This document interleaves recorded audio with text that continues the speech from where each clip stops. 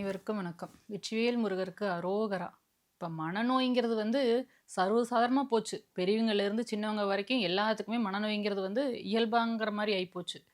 முருகருக்கே மனநோயால் பாதிக்கப்பட்டார். எப்பன்னு கேட்குறீங்களா?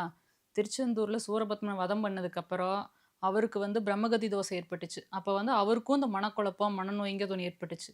அவர் பிரம்மாட்ட போய் முறையிடுறப்போ பிரம்மாச வழிகாட்டில் பிரகாரம் பூண்டியில் ஞான தீர்த்தம், பிரம்ம தீர்த்தம், சண்முக தீர்த்தத்தில் நீராடி சிவனை வழிபட்டு தன்னோட பிரம்மகத்தி தோஷத்தை நிவர்த்தி பண்ணி தன் மனநிலையை ஒருநிலைப்படுத்தினார். நம்மளுக்கும் மனநோயால் பாதிக்கப்பட்டவங்க அங்கே போய் ஞான தீர்த்தம், பிரம்ம தீர்த்தம், சண்முக தீர்த்தத்தில் நீராடி அங்குள்ள திருமுருகநாத சாமியும் ஆவடி நாயகம்மனையும் வழிபட்டா மனநோய் தீருங்கிறது ஒரு நம்பிக்கை. சுந்தர்லால் பாடல் பெற்ற திருத்தலம். துர்வாச முனிவர் கலியுகத்திலிருந்து மாதைங்கிற மரத்தை கொண்டு அங்கே பிரதிஷ்டை பண்ணார்.